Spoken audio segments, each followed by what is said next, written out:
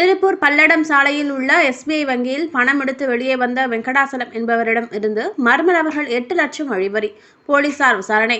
திருப்பூர் மாவட்டம் பல்லடம் குன்னாங்கல் பாளையத்தை சேர்ந்தவர் வெங்கடாசலம், வயது 62, சாய ஆடை நிறுவனம் நடத்தி வருகிறார்.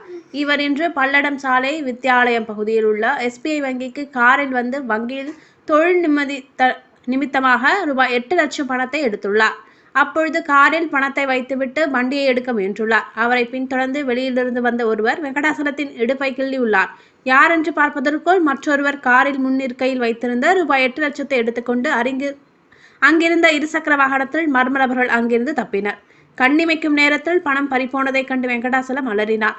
இது தொடர்பாக வீரபாண்டி போலீசாருக்கு அளித்த தகவலின் பேரில் போலீசார் விசாரித்து வருகின்றனர். மர்ம நபர்கள் இருவரும் வங்கியில் வெங்கடாசலம் பணம் எடுப்பதை நோட்டமிட்டுள்ளதாக தெரிகிறது. இதையடுத்து அவர் பணத்தை எடுத்து வெளியே வந்தபொழுது அவரது கவனத்தை திசை திருப்பி நூதன முறையில் பணத்தை வழிப்பறி செய்துள்ளனர். இது தொடர்பாக வங்கியில் வைக்கப்பட்டுள்ள CCTV பதிவுகள் கொண்டு போலீசார் தொடர்ந்து விசாரித்து வருகின்றனர். ராஜா, யார்கிட்ட கேளு, நான் விளையாண்டுருக்கு, நீ வேற யார்கிட்ட கேட்டு வாங்க.